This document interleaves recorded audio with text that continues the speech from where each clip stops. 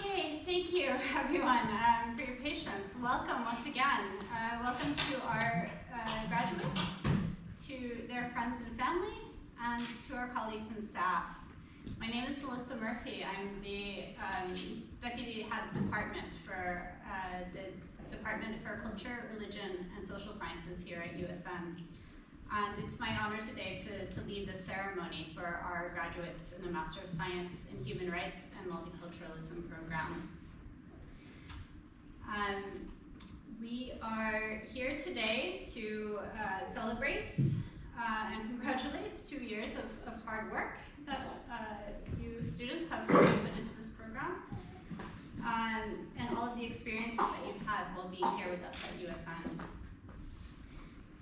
This is the only international master's program that we have in our faculty, and I can say on behalf of our department and the faculty, we're quite proud to have such an international program and be able to facilitate the kinds of learning and relationships that you build in the time that you have here. And it's both an honor that you've come through the program, both an honor for each of you. I think also I can say that on behalf of the staff who has contributed to teaching and supervising you while you've been here. And an honor to our department and faculty to see the success that you have in this program. This program is a part of the university's ongoing efforts towards internationalization. And I think the group of people we have here today and on Zoom with us speaks a lot to that. We have not only taught and learned about multiculturalism, but we also share multiculturalism among us. And that you learn not only in the classroom in this program, but also from your experiences outside of the classroom with each other and the time that you've spent here in Norway.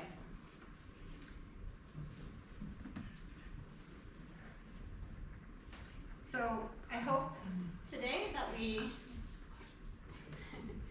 get the camera working and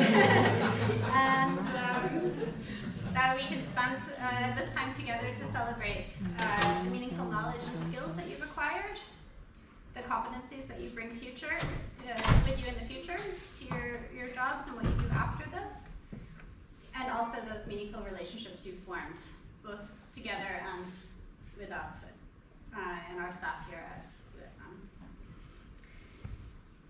We look very much forward to hearing, keeping in touch in the future also, and hearing what kind of things you do in the future, what kind of wonderful impacts you make in the world of human rights.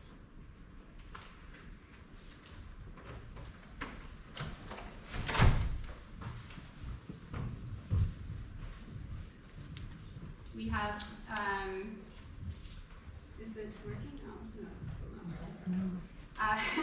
We have 3 students who would like to say something. I think before they begin, I just wanted to give a general thank you to the people who helped to organize today.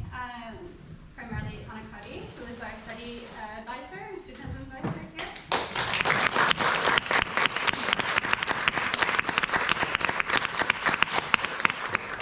Gabriella, who is assisted with the planning.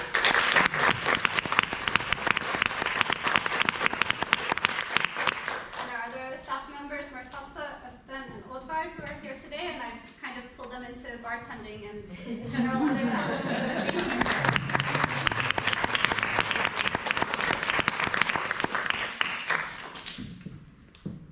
And I know Lena Liebeck really very much wanted to be here today, but could not, so I'm just stepping in on her behalf. But I also want to thank her and all of the tremendous work that she does for the study program.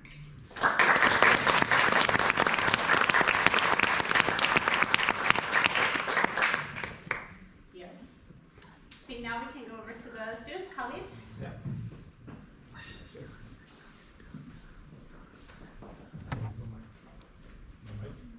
It's here. As long as you're close, yeah. It's scary for me. Dear faculty members, distinguished guests, proud parents, friends, and fellow graduates of the cohort 2021-2023 MSc candidates in Human Rights and Multiculturalism at the University of Southeastern Norway. Today, we gather here to celebrate the culmination of our hard work, dedication, and resilience throughout the journey in the Master Program in Human Rights and Multiculturalism. It is an honor and a privilege to stand before you as representatives of this wonderful class, me and Humani. We are filled with immense pride for what the class as a whole have achieved together. Our time in this program has been transformative. We have delved into the depth of human rights, examining the complexities of multiculturalism, and grappling with the challenges that exist within our societies. We have engaged in passionate debates, challenged conventional wisdom, and expanded our perspectives. Through it all, we have emerged as critical thinkers, advocates for justice, and agents for change.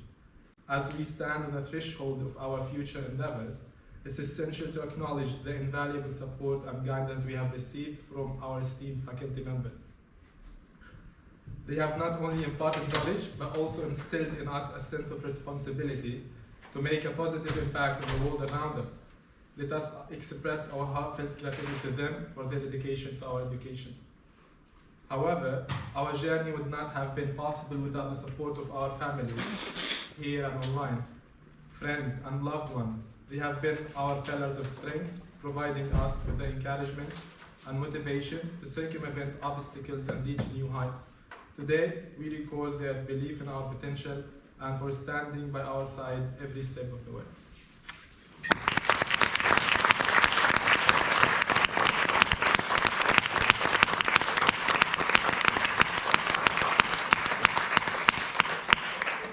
Next to Ms. Kimani. Yes. You have to speak here for the okay. speaker. I'm sorry. The microphone is here. Thank you.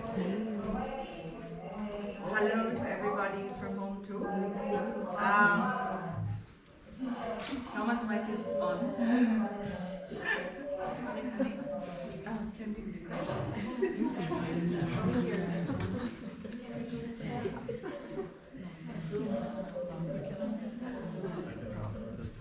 she cannot be muted.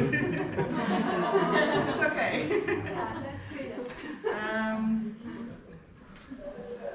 I will continue. In academic spaces and momentous occasions such as today, it is also imperative to reflect on the academic environments that we studied in the past 2 years, the classrooms that we had access to, the ideas that were conceived within them, and the scholars that we read and reflected on.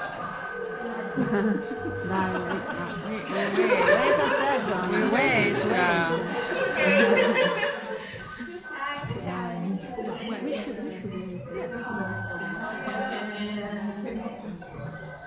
to fix it. At least the camera sistemare. Sono lì in tre. No, dovevano mettere tutti in mute e condividere solo lo sharing del video. Certo, è una questione di organizzazione, se non sono capace di usare il programma è difficile.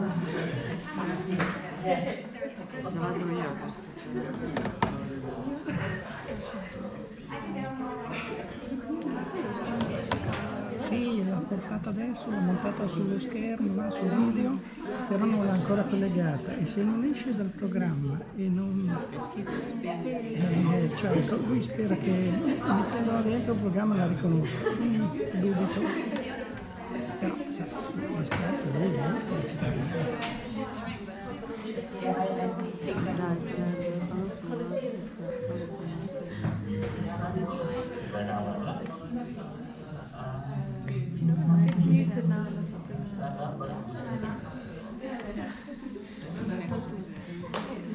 No, io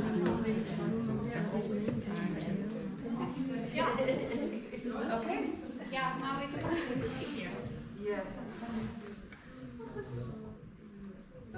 Okay. però vabbè. Okay. Maybe we start from the beginning. Our next student is Kimani. Yes. Hello.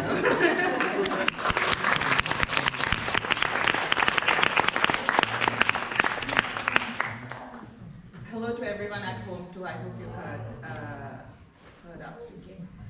I'm going to continue from where Khalid stopped.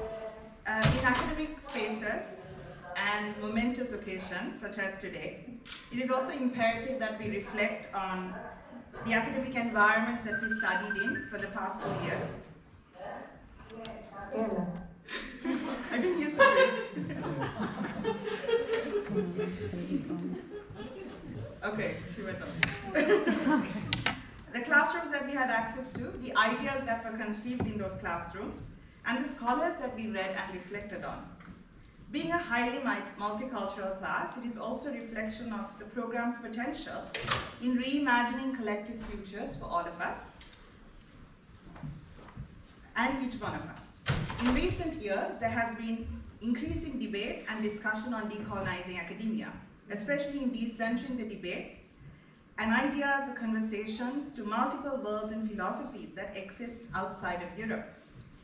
In his eloquent words, Paulo Freire said, and I quote, "No pedagogy which is truly liberating can remain distant from the oppressed by treating them as unfortunates and by presenting for their emulation models from among the oppressors. The oppressed must be their own example in the struggle for their redemption." What better way to reflect on this statement than through the very diversity in our class and in our lives that you see here today. It goes without saying that this diversity was not only felt in the academic debates and human rights advocacy work that we continue to engage in as aspiring scholars, activists, and human rights advocates. This diversity was also felt and lived through our daily lives, in our friendships, our conversations, and engagements in and outside of the classrooms, in our collectives at SSN, in the student clubs, the picnics, the multiple international parties, and other student initiatives. I believe our peers would agree that in our class, as people from all walks of life and worlds, we recognize the power of academic spaces that have opened up rooms and opportunities for scholars working from and on the epistemologies of the Global South. The Global South is a transnational, evolving place where solidarity is built between oppressed people, indigenous communities, and people of color, living in both economically richer and poorer societies. Therefore, for many of us who are graduating today, the opportunity to engage with scholars working with African literature, Latin American, and Asian human rights mechanisms, rights of indigenous people and people of color who suffer multitudinal oppressions in their daily lives, was crucial. In my life personally, it was truly transformative to witness the aspirations of such scholars to create decolonial and decolonized academic spaces for me as a person of color to engage in.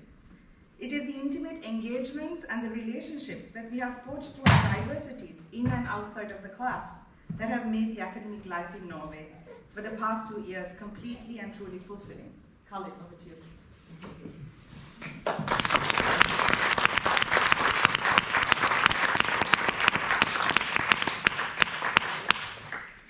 As a human rights defenders and advocates for multiculturalism, we have a responsibility to champion the rights of the marginalized, challenge systematic injustices, and promote equality and respect for all. The world we enter today is filled with both immense challenges and boundless opportunities. As we venture into our respective fields, let us remember the ideals that have guided us throughout this program, and perhaps even before that in our own work in human rights advocacy. Let us be bold in our pursuit of justice, compassionate in our interactions, and resilient in the face of adversity. We have the power to shape a future where human rights are respected, diversity is celebrated, and inclusivity is the norm. We recall the times that we came together for our own friends, their communities who have continuously struggled against oppression. Whether it was the right to protest against authoritarianism in Sri Lanka, my own country, violations of human rights in Palestine, the protests against Gina Amini's death and violations of human rights in Iran. Together as a class, we came forward and took initiative to raise our voices and resist the oppressor. The spirit to stand up against human rights violations is found in our collective strength and empathy. Therefore, the strength of our community at USN should not end today with the end of our academic work. Khalid. Graduation is not an end point, but is meant to be a milestone marking the beginning of a new chapter in our lives. As we step into the unknown and the uncertainties, let us carry the lessons we have learned here in our hearts and minds. Let us be the voices that speak up when others remain silent, the hands that reach out when others turn away, and the change makers who strive for a better world.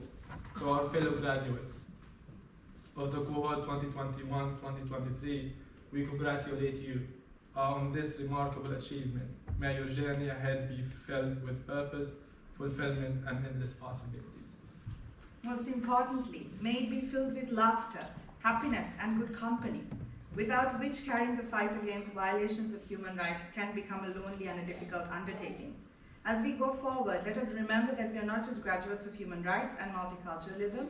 We must remain advocates and ambassadors of human rights and multiculturalism in our own struggles towards social justice. Thank you.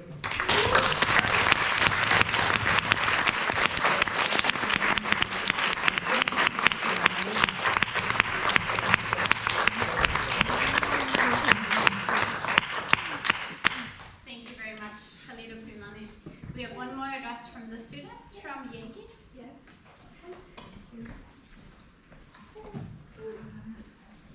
Here. My mobile is Hello everyone.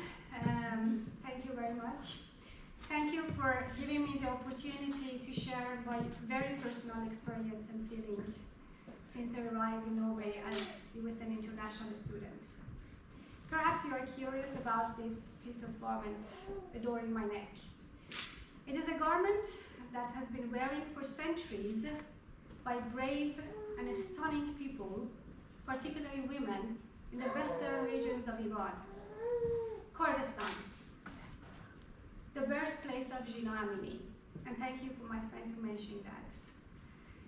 This garment, it is not only reserved for times of celebration, but also serve as a symbol of strength during the time of conflict.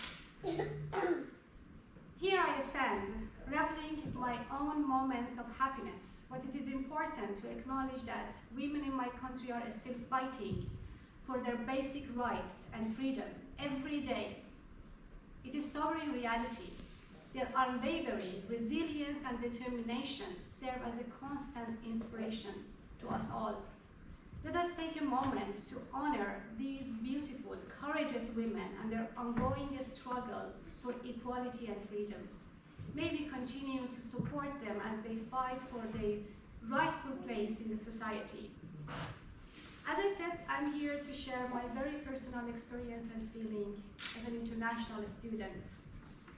Since arriving in Norway, I have felt a sense of protection and security that I never experienced before. Women face a unique problem in Iran. Harassment from police, morality, police. And this issue is unfortunately all too common, despite its ironic nature. Women are subjected to harassment and discrimination at the hand of those who are supposed to be upholding security, safety, and justice. It is a sad reality that many women in Iran must face daily basis.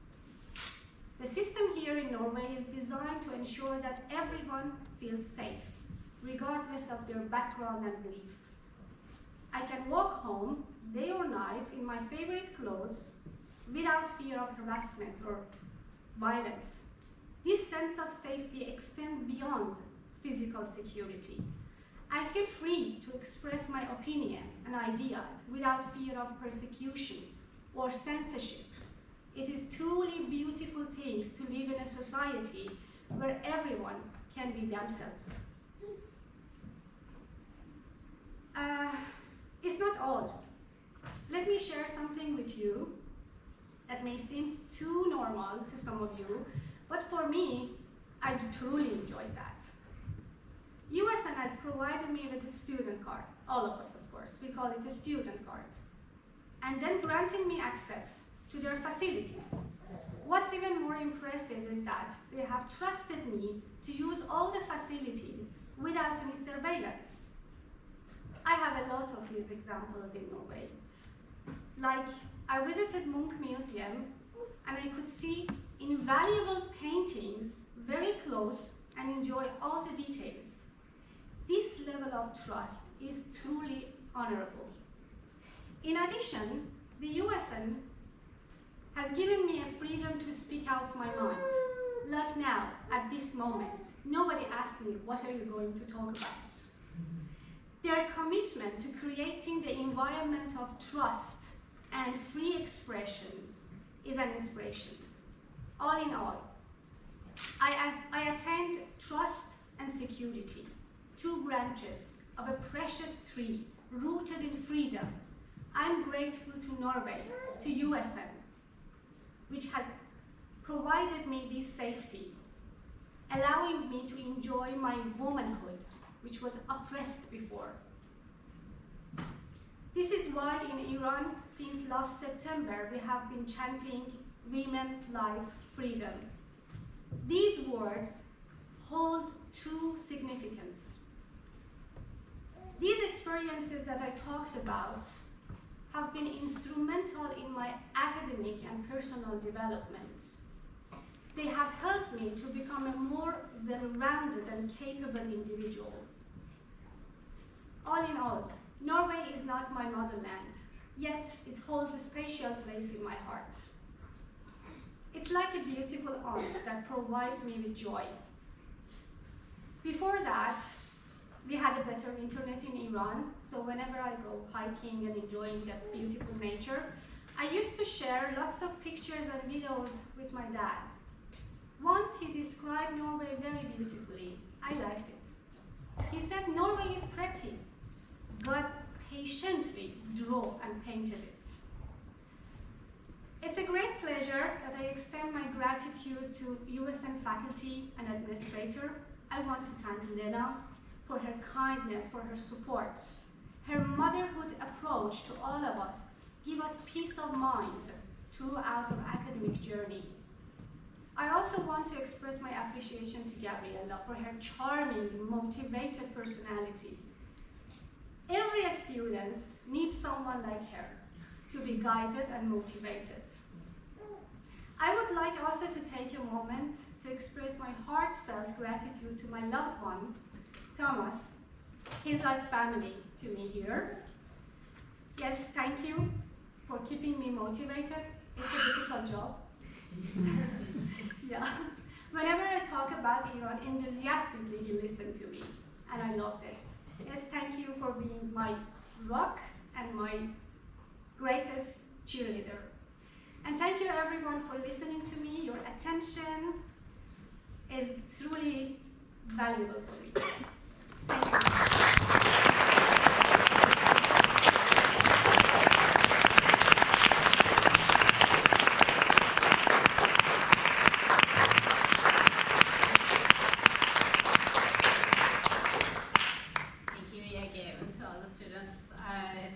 Touching to hear your personal reflections on your time here.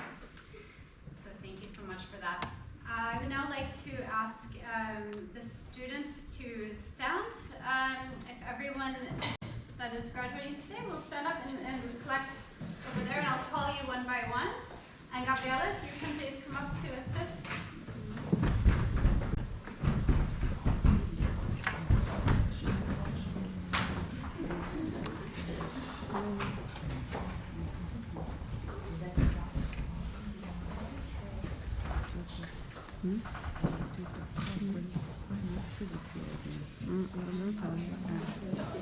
First we have today is Khalid Calder, and he's written his thesis entitled Box Masculinities in a Boxed Region, Exploring Masculine Performative Roles in the Gaza Strip.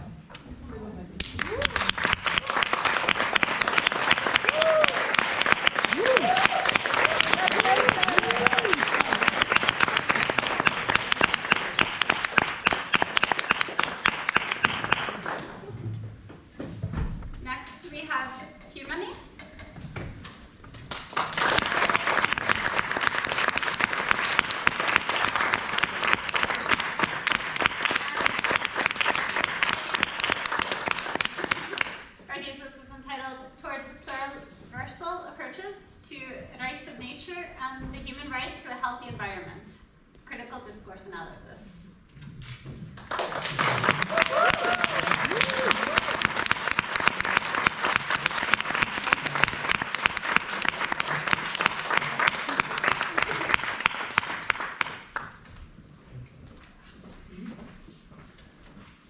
Next, we have Nipini, and her thesis is entitled, "Do development projects in Sri Lanka promote the implementation of human rights protection?"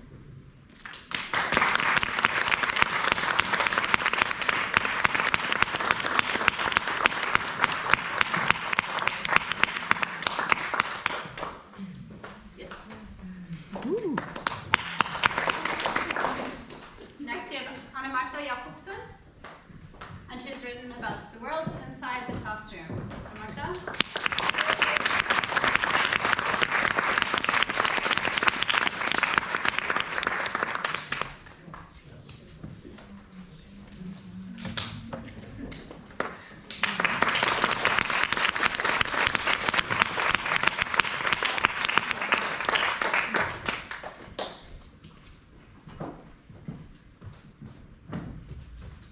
Next, we have Eleni, the role of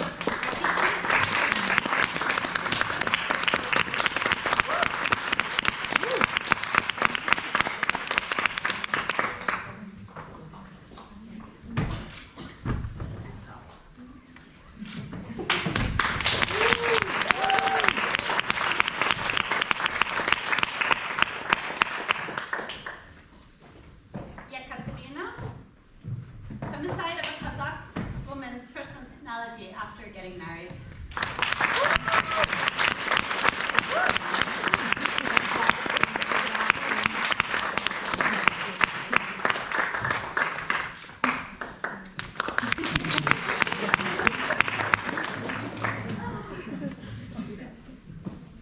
The next one is Frederica, the role of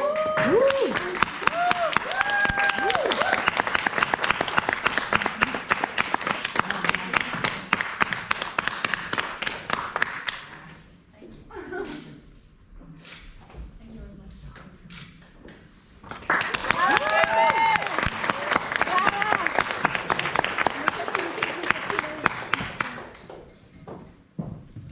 I see too much.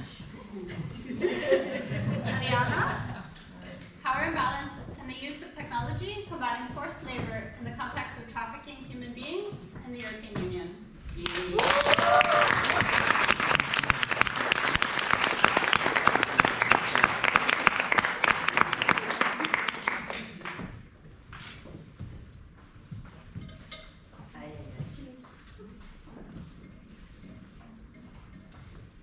Next we have Mari, understanding conflict-related sexual violence, comparative analysis of FARC and PKK's repertoires of violence.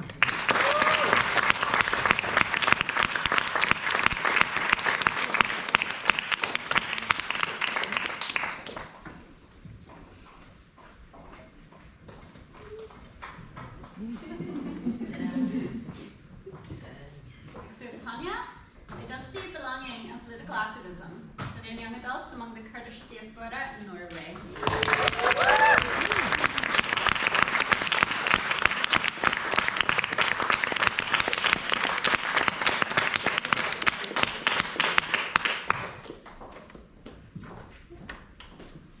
Next is Kaifa, human rights critique and the global south, a hermeneutical reading of Macau, Mutua, and the Boaventura de Sousa Santos.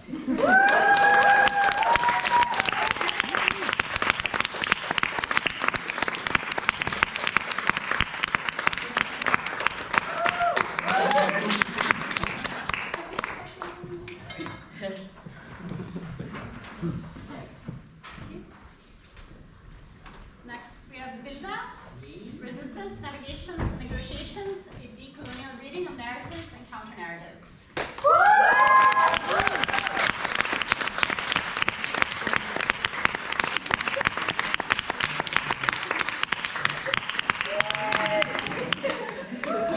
Okay, somebody will be upset now.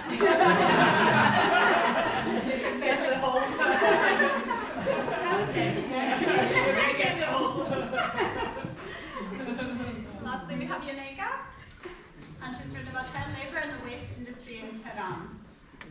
And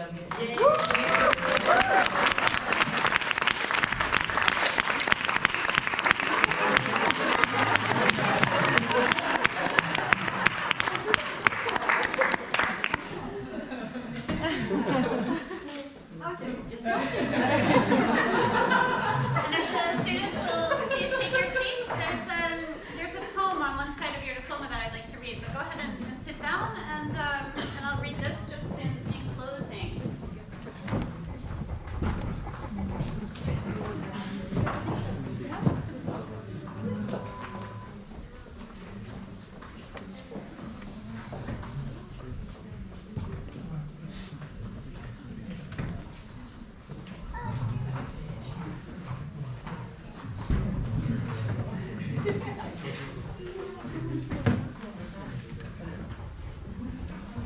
So today's graduates have received a diploma with a backside having a poem by Maya Angelou called The Caged Bird. A free bird leaps on the back of the wind and floats downstream till the current ends and dips his wing in the orange sun rays and dares to fling the sky. But a bird that stalks down his narrow cage can seldom see through the bars of rage. His wings are clipped and his feet are tied, so he opens his throat to sing. The caged bird sings with a fearful trill of things unknown but longed for still. And his tune is heard on the distant hill, for the caged bird sings of freedom. The free bird thinks of another breeze, and the trade wind soft through the sighing trees, and the fat worms waiting on the dawn bright lawn, and he names the sky his own. But a caged bird stands on the grave of dreams. His shadow shouts on a nightmare scream. His wings are clipped and his feet are tied, so he opens his throat to sing. The caged bird sings with a fearful trill of things unknown but longed for still.